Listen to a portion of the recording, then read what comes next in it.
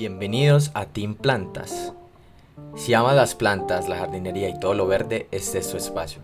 Aquí aprenderemos juntos sobre cuidados, trucos, curiosidades y todo lo necesario para que tus plantas no solo sobrevivan, sino que prosperen. Así que ponte cómodo, cómoda, agarra tu regadera y prepárate para sumergirte en el fascinante mundo de la naturaleza. Comenzamos. En este episodio vamos a hablar de 7 errores comunes de los principiantes o de las personas que están iniciando en el mundo de las plantas, de la jardinería. Son errores comunes, errores los cuales quizá mucha gente ha pasado por aquí o ha sufrido, digamos, de alguna forma algún tipo de problema respecto a esto. Son algunas situaciones recurrentes que podemos encontrar y que yo he visto a lo largo de mi proceso y a lo largo del proceso de otras personas también a las cuales yo he podido acompañar. Y bueno, hablaremos, digamos, de algunos conceptos y espero que estas cuestiones que vamos a hablar acá sean para ti cuestiones que resuenen contigo y que si estás comenzando no cometas estos errores, no caigas como de pronto en el problema como tal y antes anticiparnos a esto. Hay cuestiones muy esenciales. Empecemos por el primero. El error más común del mundo, regar demasiado o muy poco. El riego es uno de los factores más importantes a la hora del cuidado, ¿sí? Está el clima, está la luz, está el suelo, que son fundamentales, claramente. Pero el riego es algo a lo que tendemos a pensar que entre más riego mejor, por ejemplo. Que entre más riego pues va a estar mejor la planta. Si le empecemos a ver alguna afección en la planta, muchas personas lo que piensan es que necesita más agua y no necesariamente es así. El riego excesivo ahoga las raíces y provoca pudriciones. Entonces, las raíces necesitan oxígeno para la respiración celular. Es desde allí donde este proceso, donde pueden obtener energía para crecer también. Las plantas necesitan ese espacio, necesitan esa oxigenación en el sustrato. Por eso mismo es que el sustrato también es importante construirlo de una manera que tenga muy buen drenaje y porosidad. Cuando la tierra está saturada de agua también, pues los poros del sustrato, donde se supone que debe haber aire, se llenan de agua, lo que provoca algo que se llama hipoxia, que es la falta de oxígeno y las raíces no pueden respirar como tal adecuadamente. Esto también lo que puede provocar es daños celulares, puede provocar la aparición de hongos y patógenos que pues no necesitan oxígeno para vivir realmente y van a estar ahí presentes. Son microorganismos que descomponen los tejidos de las raíces y generan pudriciones en la raíz como tal. Entonces, eso es algo muy preocupante porque digamos que el exceso de riego, el exceso de humedad es muy difícil de controlar cuando ya hay un debilitamiento generalizado, cuando ya hay una pudrición bastante avanzada. Eso puede provocar la muerte de la planta casi que seguro. Y es algo muy notorio que podemos ver en plantas que incluso, por ejemplo, no necesitan casi riego. Plantas como por ejemplo, no sé, una suculenta. Lo primero que se me viene a la mente es una suculenta y hay algo muy importante a tener en cuenta con estas plantas y es que si nos excedemos también con el riego para este tipo de plantas van a morir. También entendiendo las necesidades específicas de cada especie. Yo necesito, por ejemplo, que mi sustrato, el sustrato de, digamos, una calatea esté siempre húmedo, esté siempre, pues, ligeramente al menos húmedo, no excedernos tampoco. No puedo darle el mismo tratamiento de una calatea a una suculenta, o una locacia a una suculenta, o de una planta tropical, como tal. Eso depende también de la especie específica y de sus requerimientos como tal. Entonces, ahora, si yo no le doy el riego adecuado, si falta agua, voy a ver un déficit hídrico. Esto lo que podemos ver casi que de manera muy notoria y visible es esa falta de rigidez en la planta. O sea, las células cuando tienen agua, cuando reciben agua, oxígeno, pueden generar turgencia. Lo que genera es eso, estabilidad de la planta y rigidez como tal. Entonces, sin agua no va a haber presión suficiente interna, se llama plasmólisis, y los tejidos se van a marchitar, las hojas se van a ver caídas y secas. Bueno, recuerden que también se va a parar mucho lo que es la fotosíntesis. Recuerden que para la fotosíntesis es muy importante el agua, el CO2 también obviamente, pero el agua es fundamental. Esto va a provocar que, por ejemplo, se cierren los estómagos para evitar pues pérdida de agua excesiva y eso va a limitar la absorción de CO2, va a limitar la absorción del CO2, o sea, el intercambio gaseoso, deteniendo mucho lo que es la fotosíntesis y frenando en gran medida el crecimiento. Y por otro lado, sin agua, pues tampoco va a haber transporte de nutrientes, no va a haber procesos metabólicos normales, va a haber un déficit que se va a notar. Pero si esto persiste, las células van a morir y va a provocar la muerte de la planta también. Pero realmente lo que más puede ser contraproducente aquí es el exceso de agua. Eso por un lado. El segundo error más común es no entender las necesidades de luz. Pues la luz es fundamental obviamente para ese proceso de fotosíntesis, para su crecimiento, pero hay que entender obviamente que cada especie pues también tendrá su lugar de origen, su hábitat natural, donde está esa planta en su ambiente común. Entonces nos damos cuenta que, por ejemplo, hay plantas que están en el sotobosque, que están muy por debajo del bosque, entonces no requieren luz directa, no requieren incluso luz que les llegue tan directa o que incida de alguna manera. Es una luz que es muy tenue, muy filtrada, casi sombra y no la necesitan. Pues no necesitan casi luz. Son plantas muy resistentes que se van a adaptar muy bien. Por ejemplo, calateas. Por ejemplo, no sé, hay helechos muy resistentes también. Entonces, el error aquí es ponerlas en un lugar donde les da luz directa y se queman. Lo he visto pues de manera notoria porque se me han quemado algunas hojas, incluso pues no sé, una monstera que uno dice, pues no sé, una monstera es muy resistente y uno las ve en la calle, pero si la planta recibe demasiada luz directa por muchas horas, se va a quemar, se ve notorio. Se ve primero manchas como, digamos, se puede tornar naranjadas, con puntos naranjados, ya después se empieza a tornar eso como seco, como manchas marrones también. Se vuelven esas zonas crujientes, se vuelven esas zonas secas y se puede deteriorar la hoja pues como tal. El sol puede hacer daño también. Hay plantas que van a resistir luz directa, plantas de flor, plantas, no sé, aromáticas, plantas medicinales que resisten luz directa y la necesitan también. Las suculentas las necesitan mucho y hay que entender cómo se comporta también la luz a través del día, a través del tiempo y ahí van a ver los cambios más significativos. Hay que tratar de replicar muy bien ese ambiente ideal. Bueno, tercer error común es no usar un buen sustrato. Creo que esto es lo de las cosas más comunes también que he visto y me pasaba también al principio que no tenía la noción de este proceso. Entonces, ¿qué pasaba? Que digamos que el sustrato se empieza a compactar, que el sustrato se empieza a degradar, ¿cierto?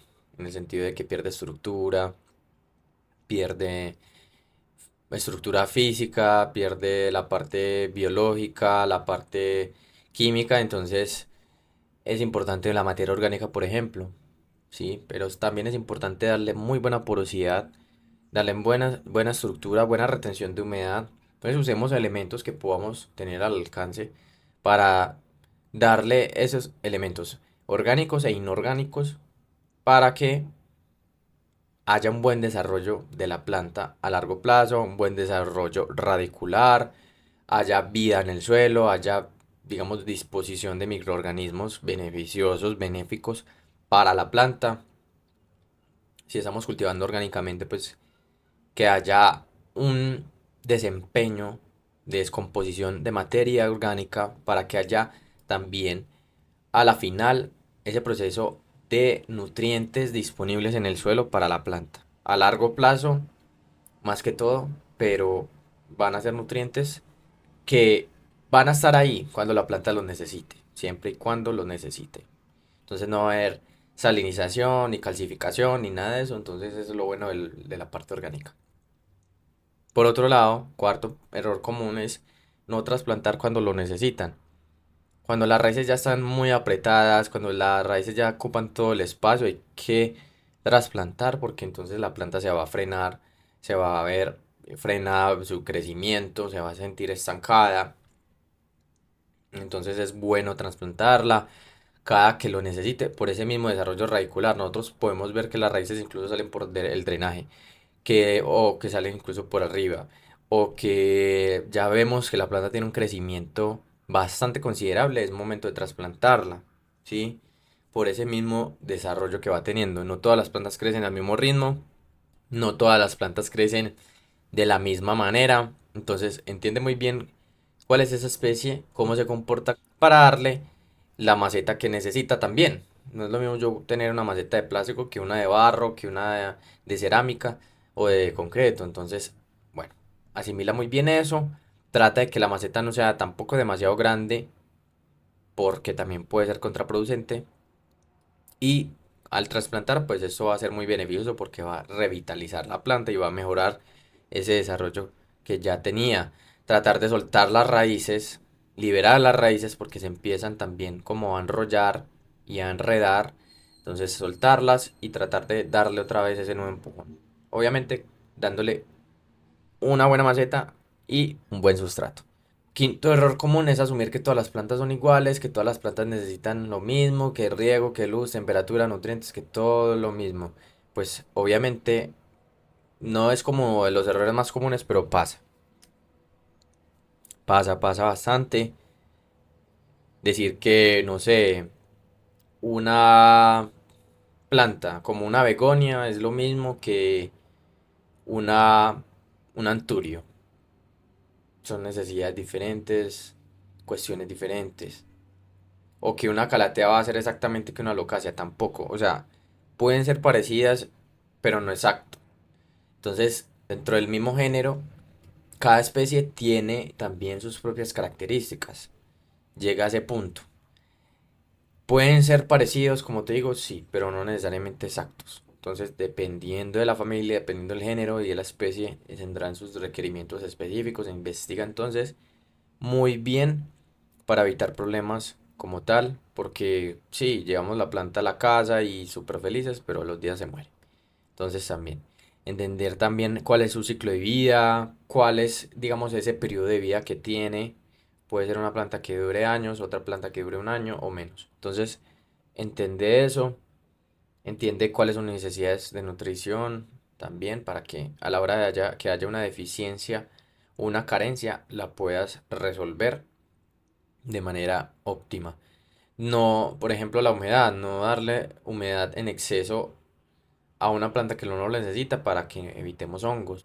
Sexto error común, no tener paciencia. Muchas personas quieren ver resultados rápidos, inmediatos. Hay plantas que se demoran años en ver, digamos que uno poder ver un desarrollo notorio.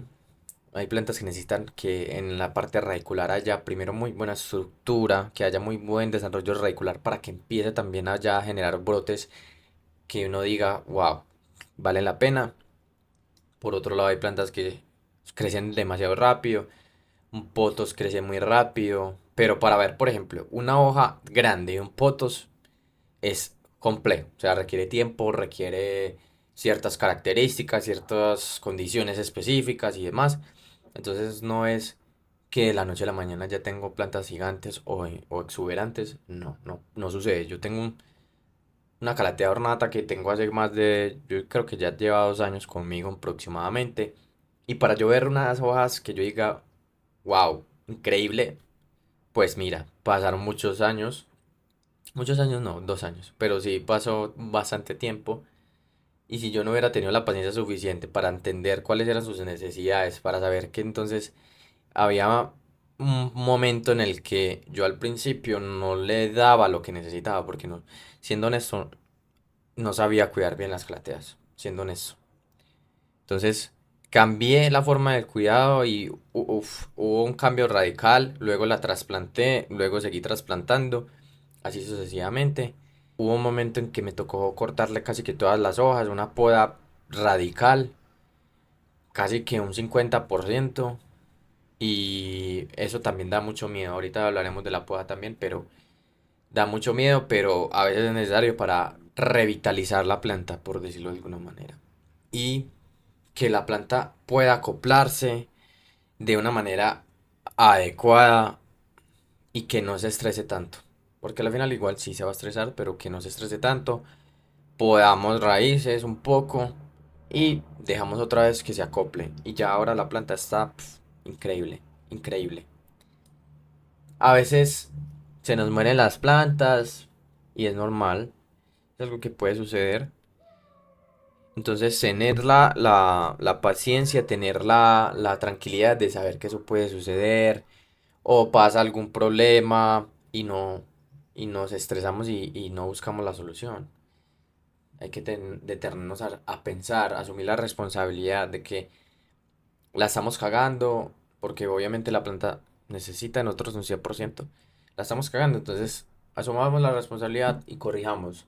Seguimos cometiendo el mismo error, pues si seguimos haciendo lo mismo, vamos a tener los mismos resultados. Entonces no esperes otro cambio si no haces cosas diferentes. Empecé a cultivar marantas, por ejemplo, cosa que es bastante compleja también. Tenantes también. Tengo la calatea orbifolia que es muy difícil, pues sinceramente es de las más difíciles que he cultivado y yo lo he visto incluso en redes sociales, todo el mundo habla de eso, de que las llevan a su casa y ¡pum! A los días, chao. Yo he lidiado con ella, he lidiado bastante, pero bueno, ahí la llevo, pues ahí la llevo, ahí la llevo. Y por último, bueno, miedo a podar, la poda es fundamental. Nosotros pues podemos dejar la planta así tal cual, sin tocarla. Podemos tener un método de cuidado al natural, sin tocar la planta, y está bien. Al nosotros empezar a tocar la planta, al nosotros empezar a darle cosas a la planta se vuelve dependiente de alguna manera. Se vuelve dependiente, entonces hay que seguirlo haciendo. Entonces, al podar igualmente es una poda de control, una poda donde nosotros podemos cortar hojas, tallos y demás que no le están aportando nada a la planta, que le están quitando antes energía. Entonces mejor hojas amarillas, hojas en mal estado o con algún problema, es mejor cortarlas. Incluso cuando ya tenemos una plaga, una infestación, a veces es bueno cortar muchas de las hojas para volver a limpiar y darle insecticida y volver a empezar como a darle vitalidad a la planta. Otra poda que puede ser de formación o digamos sí, como darle forma a la planta, quizás está creciendo mucho por un lado y por el otro no, entonces podamos ese lado para equilibrar, como les dije, el poda de raíces y demás. Esas son las podas como más comunes, como tal, y no es dañar la planta, realmente estimula el crecimiento, mejora, digamos, el desarrollo de la planta, estimula el crecimiento también de frutos. Entonces, realmente a la final es más beneficioso que contraproducente para la planta. Recuerda entonces que ya por último, la jardinería es un proceso de aprendizaje continuo. Cada error es la oportunidad también de aprender, de entender mejor a las plantas. Disfruta el proceso, recuérdalo muy bien, disfruta el proceso. Por más errores que cometas, pues asúmelos y resuelve. Y cambia la forma de cultivar, cambia la forma de hacer las cosas. Investiga, analiza. Te invito a que veas mi blog, ahí encuentras información. Te invito a que veas mi contenido en redes sociales. Ahí también comunico bastante. Te invito a que vayas a cursos, también doy cursos. Te invito a que te prepares y te empapes del tema, estudies, analices y pues sobre todo esto es un proceso de observación. Las plantas nos van a hablar de alguna forma pues a través de sus hojas, de sus tallos y demás, de todo lo visible, incluso lo que no vemos también a veces que son sus raíces, pero nos va a ver a mostrar cómo cambia el color de sus hojas, por ejemplo, cómo cambian sus texturas, cómo el crecimiento se frena, ¿sí? Cómo el crecimiento se frena o cómo el crecimiento se acelera demasiado, algo que no es normal, ¿sí? Entonces, todo este tipo de síntomas son oportunidades para nosotros aprender a que ellas nos están comunicando de alguna manera. Ese es el lenguaje de las plantas. no observarlas puede hacer que no notes, digamos, cosas a tiempo, plagas, problemas a tiempo. Entonces es mejor tener cuidado con eso. Entonces, espero que igualmente todo lo que te comenté, que sirva de advertencia, que sirva de poner cuidado, que sirva de análisis y que sirva de que tú puedas hacer las cosas bien. Y si estás comenzando en este mundo, pues no cometas estos errores. Empieza por plantas fáciles, con plantas que no requieran mucha exigencia y ve avanzando en el proceso. No cometas los mismos errores que yo también. Por ese lado, te recomiendo que cultives orgánico. Es la forma como más amena, más amigable para cultivar, ¿sí? De esta manera no vamos a generar, digamos, problemas en la parte de fertilización, que nos excedemos con la fertilización cuando es sintética o que usamos ese fertilizante de manera no adecuada y antes puede ser malo para la planta, puede ser tóxico incluso. Entonces, ten mucho en presente eso. Espero que te haya gustado este episodio, que te haya sido pues de mucha ayuda y que sea interesante para ti. Espero que si de pronto conoces a alguien que quiera empezar por acá, por este mundo de las plantas, pues mándale este podcast. Si tú también estás comenzando, pues guárdalo, guarda estos consejos y espero que te vaya súper bien en ese mundo, en ese proceso y que te enamores mucho de las plantas. Así que nada, nos veremos en otro episodio.